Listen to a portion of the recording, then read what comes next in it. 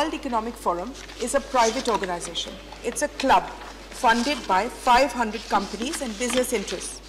While its business data and ease of doing business data is relevant, I'm not sure that we can put so much credence on its social sector statistics, specifically because they are derivative.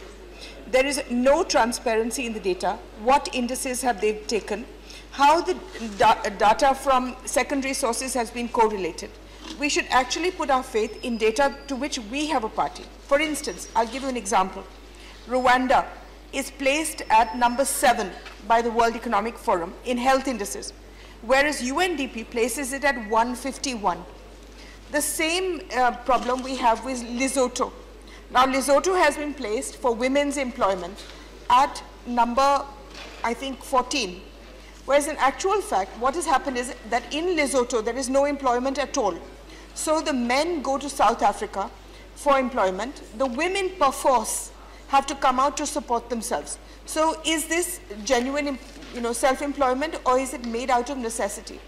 Like that, it is, these indices are based, our ranking, which is abysmal in this index, I agree with you, is based on 4 things, of which you have specifically asked for the health index. Now the health one, which is supposedly at 0.937, is better than last year, or the year before last, which was 0.931. But again, all these, as I would repeatedly say, are irrelevant, because they take things that are, what is the health and survival, what's it based on? A, the sex ratio at birth, and the female life expectancy vis-a-vis the male life expectancy. Now, you have specifically come to female sex ratio at birth. Now, this is something that's worrying us as well. So, as you know, we have taken our main program, which is doing very well, is the Beti Bachao program.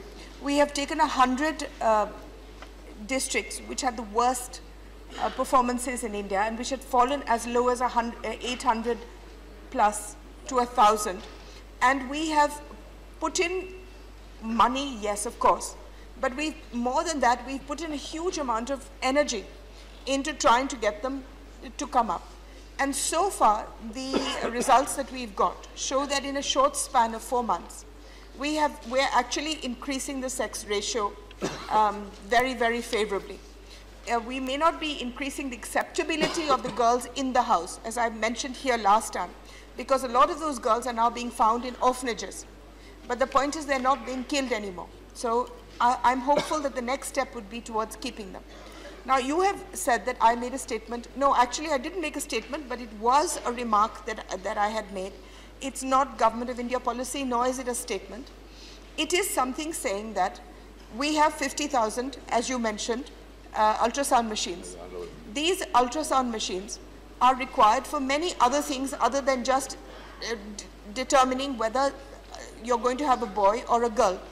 But because we are so strong about it, the government before us was strong, we are equally passionate about not allowing this, that we tend to focus our efforts on arresting ultrasound people if we catch them in prediction of any kind. Now, even a small constable in a district anywhere in India has the clout, ability and fear factor that he can go to an ultrasound machine and say, ki, mera kya bacha ho raha hai? And they will have to tell him whether it's a girl or a boy. It is at the moment illegal to predict. I'm not, I don't have the authority and I don't have the ability to make it legal. What I had suggested was another way, which was that every person who becomes pregnant then registers in their district that they are pregnant, so that when they have the baby, we can look at statistics and say कि ये पैदा हुआ कि नहीं पैदा हुआ, क्या पैदा हुआ, क्या नहीं पैदा हुआ. That is what I had suggested, rather than locking up 750 ultrasound people, which is what is being done now. So that's all. Thank you. That's all. उपसभापति जी, जिस समय भारत का बंटवारा हुआ, भारत और पाकिस्तान अलग-अलग राष्ट्र बने, उस समय आज का बांग्लादेश पूर्वी पाकिस्तान कहलाता था और पाकिस्तान का हिस्सा था.